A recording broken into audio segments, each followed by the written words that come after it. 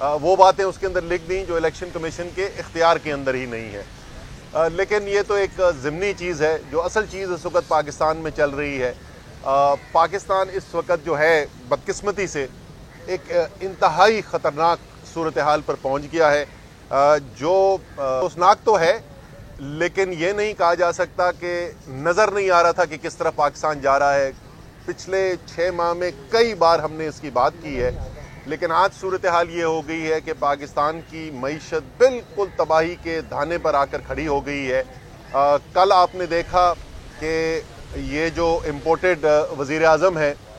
جن بیچاروں کو آج تک یہ نہیں سمجھ میں آ رہی کہ ان کو کیوں بٹھا دیا گیا اس کرسی پہ اور کس نے بٹھا دیا ہے، انہوں نے بغیر سوچے سمجھے اپنے انٹرویو کے اندر بات کی بلومبرگ سے، اور عالمی منڈی کے اندر جو اس کے بعد اس کا ریئیکشن ہوا، اور پاکستان کے لیے جو پہلے ہی خطرہ تھا وہ اور بہت زیادہ خطرناک ہو گیا۔ یہ واضح نظر آ رہا ہے کہ اس حکومت کے بس کی بات نہیں ہے ان مسائل کو سنبھالنا۔ پچھلے 6 ماہ کے اندر انہوں نے جو فیصلے کیے اور اس سے جو پاکستان کے اندر مہنگائی کا طوفان آیا، وہ آج تک پاکستان کی تاریخ میں کبھی نہیں دیکھا گیا۔ یہ لوگ، اور سب سے مذاق خیز بات کہ یہ آئے کیوں تھے، یہ کہتے تھے ہم مہنگائی ختم کرنے کے لیے آئے ہیں، اور جو ضروری اشیاء کی افراط ضرب ان کو 16% پر ملی تھی، جو زیادہ تھی، اور پوری کوشش کی جا رہی تھی کہ اس کو کم کیا جائے، اس 16% کو بڑھا کر یہ 45% پر لے کے پہنچ گئے ہیں۔ اب جو ہے انہوں نے اس کے بعد نمٹنے کے لیے جو فیصلے کرنے شروع کیے، اب پاکستان کے اندر فیکٹریاں بند ہونی شروع ہو گئی ہیں۔ فیصل آباد کے اندر ٹیکسٹائل کی انڈسٹری کے اندر بڑے پیمانے کے اندر انڈسٹریز بند ہو رہی ہیں، گاڑیاں بنانے کے کارخانے جو ہیں وہ بند کیے جا رہے ہیں، ٹیلی فون اسمبلی کے پلانٹس جو ہیں وہ بند کیے جا رہے ہیں۔ تو پہلے ہی سب سے زیادہ پاکستان کی تاریخ کی مہنگائی، اور اس کے ساتھ اب بہت ہی خطرناک بے روزگاری سامنے نظر آ رہی ہے۔ یہ اب پاکستان کے عوام کی مرضی ہے کہ کیا ہم دیکھتے رہیں گے کہ یہ اسی طریقے سے پاکستان ہمارے سامنے ڈوبتا چلا جائے، اور تمام تر توجہ جو ہے اس وقت اس حکومت کی کیا ہے، جب یہ ہو رہا ہے پاکستان کے ساتھ ساتھ دہشت گردی کی وارداتوں میں اضافہ ہونا شروع ہو گیا ہے، جرائم کے اندر بے تحاشا اضافہ شروع ہو گیا ہے۔ کراچی کے اندر تو خاص طور پہ جو اس وقت رپورٹس آ رہی ہیں، بہت ہی تشویشناک خبریں ہیں جس طریقے سے جرائم بڑھ رہے ہیں، اور ساری اس وقت توجہ کیا ہے اس حکومت کی کہ اپنے کرپشن کے کیسز ختم کرا کے کیسے اپنی جان چھڑائیں۔ پہلے انہوں نے وہ NRO 2 لیا نیب کے قانون میں ترمیم کے ساتھ، اور اس کے بعد اب اس کے ثمرات ان کو نظر آنے شروع ہو گئے ہیں۔ ان کو ثمرات نظر آ رہے ہیں، سینکڑوں اربوں روپے کے کیسز ان کے ختم ہوتے چلے جا رہے ہیں، اور قیمت عوام ادا کر رہی ہے، مہنگے پیٹرول کی شکل میں، ڈیزل کی شکل میں،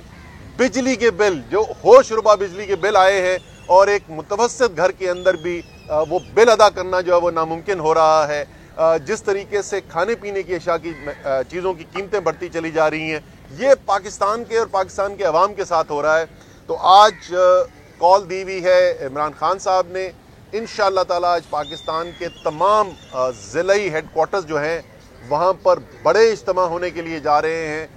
خاص طور پہ کراچی، یہاں پر انشاءاللہ تعالی آج دیکھیں گے، آپ کو شاید ایسے ہی لگے کہ کوئی جلسہ ہو رہا ہے، وہاں پر اتنا بڑا اجتماع انشاءاللہ تعالی ہونے والا ہے۔ منگل بازار گراؤنڈ گلشن اقبال کے اندر، یونیورسٹی روڈ پر، اس کے ساتھ فیصل آباد میں، کوہ نور میں، لاہور کے اندر، لبرٹی چوک کے اندر، اسلام آباد کے اندر، F9 پارک کے اندر، پشاور میں پریس کلب کے سامنے، اسی طریقے سے تمام جیسے میں نے کہا ضلعی جو ہیڈ کوارٹرز ہیں وہاں پر آج پاکستان کے عوام کھڑے ہو کر اس حکومت کو، اس امپورٹڈ حکومت کو ایک واضح پیغام دینے جا رہے ہیں کہ بہت ہو گیا،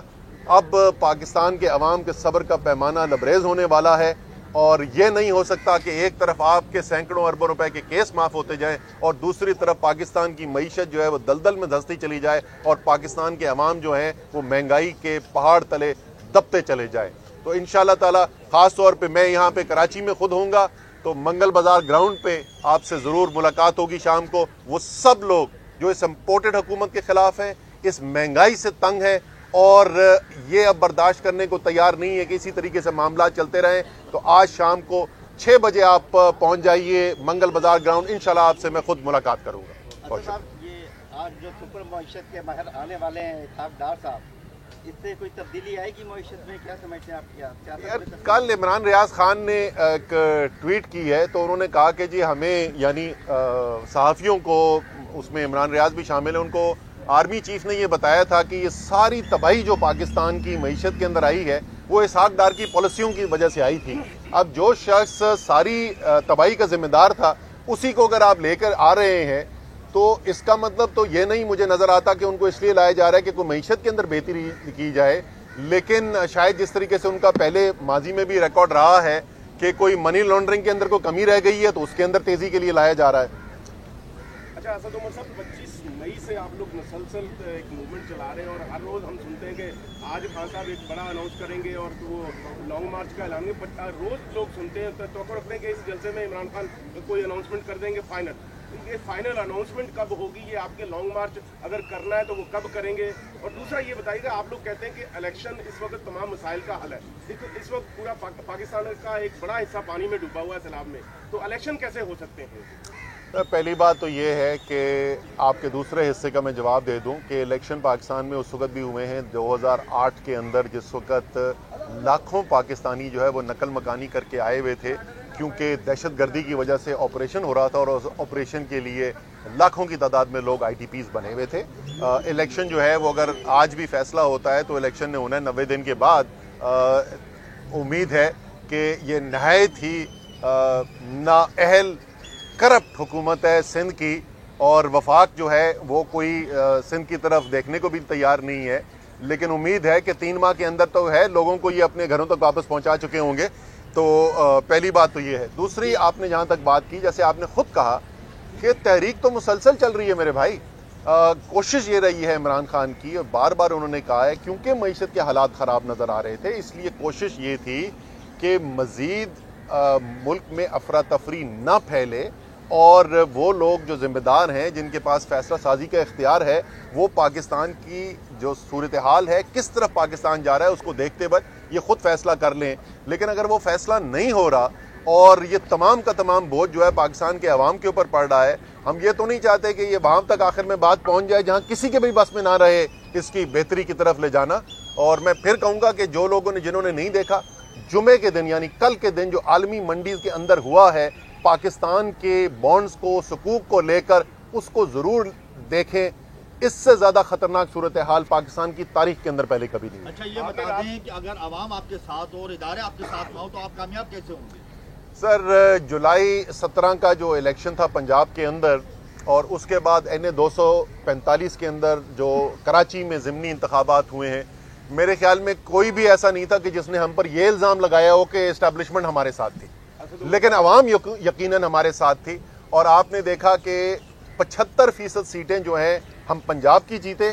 اور اسی طریقے سے کراچی میں تمام PDM ایک طرف اور صرف تحریک انصاف کا ووٹ اس سے زیادہ تھا۔ تو یہ سب سے بڑا بیان، اس کا پیغام کیا تھا؟ اس کا سب سے بڑا پیغام یہ نہیں تھا کہ تحریک انصاف سب سے مقبول ہے، اس میں تو کوئی شک نہیں کہ یہ پیغام ضرور تھا کہ تحریک انصاف اور عمران خان اس وقت سب سے مقبول لیڈر ہیں، لیکن اس کا سب سے بڑا پیغام یہ تھا کہ سب سے بڑی طاقت پاکستان میں پاکستان کے عوام ہیں۔ بلدیاتی انتخابات کراچی میں ہوں گے، آپ کیا دیکھ رہے ہیں کہ بلدیاتی انتخابات بر وقت ہو جائیں گے اس بار کراچی میں؟ سر، اس وقت تو مسئلہ یہ ہے کہ یہ ہر الیکشن سے بھاگ رہے ہیں۔ جو 9 انتخابات ہونے تھے، عمران خان جہاں سے کھڑے ہوئے تھے ضمنی انتخابات ہونے تھے، انہوں نے سیلاب کے نام کے اوپر وہ الیکشن ملتوی کر دیے الیکشن کمیشن نے، جن شہروں کے اندر سیلاب کا نام و نشان کوئی نہیں تھا۔ کراچی کے اندر کون سا سیلاب آیا ہوا تھا جس کے اوپر انہوں نے کراچی کے انتخابات ملتوی کر دیے؟ اس سے پہلے 2 دن رہ گئے تھے شاید، مجھے یاد ہے میں آخری شام کو کرنگی کے اندر ایونٹ میں پہنچا تھا، آخری ہمارا ایونٹ تھا مقامی حکومت کے الیکشن کی کیمپین کا، اور وہاں پہنچے تو خبر آئی کہ الیکشن کمیشن نے جو ہے وہ بارشوں کی وجہ سے الیکشن ملتوی کر دیا ہے۔ اسلام آباد میں مقامی حکومت کا الیکشن ملتوی پر ملتوی ہوتا جا رہا ہے، تو اس وقت تو یہ سب بھاگ رہے ہیں کیونکہ ان کو پتا ہے کہ عمران خان سے سیاسی میدان میں مقابلہ کرنا ناممکن ہے۔ عمر صاحب، آپ الیکشن کی بات کر رہے ہیں، جو آپ ضمنی الیکشن پہلے آپ ہار رہے تھے اب آپ جیت رہے ہیں، جو الیکشن ہوں گے تو آپ جیتیں گے، لیکن آپ کی تحریک بھائی کا سوال یہ تھا کہ جب ادارے آپ کا ساتھ نہیں دے رہے، جیسے 2014 میں آپ نے 126 دن دھرنا دیا، کامیابی حاصل نہیں کی، تو اب کیسے کامیاب ہوں گے؟ الیکشن تو پھر اگست 2023 میں جا کے ہوں گے۔ سر، میں نے آپ کو جیسے پہلے عرض کیا، اور پہلے ہم الیکشن جیت بھی رہے تھے، ہار بھی رہے تھے، ایسا نہیں تھا کہ سارے ہار رہے ہیں، اب تقریباً سارے جیت رہے ہیں، تو فرق ہے۔ जहाँ तक आपकी बात है, मैं पहले कह चुका हूँ कि जो सबसे बड़ा पैगाम पिछले 6 माह में गया है ना मेरे भाई, वो सबसे बड़ा पैगाम है ये कि ऊपर अल्लाह की ज़ात है और नीचे अवाम की ताकत है, और तीसरी कोई ताकत उसके मुकाबले की नहीं।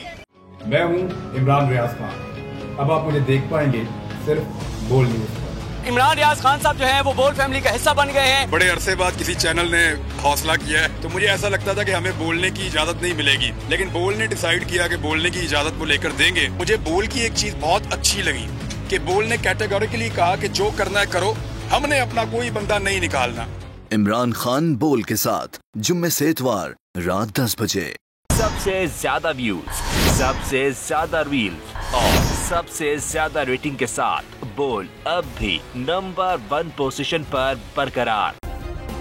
सब्सक्राइब करें और बेल दबाएं ताकि कोई खबर रह न जाए।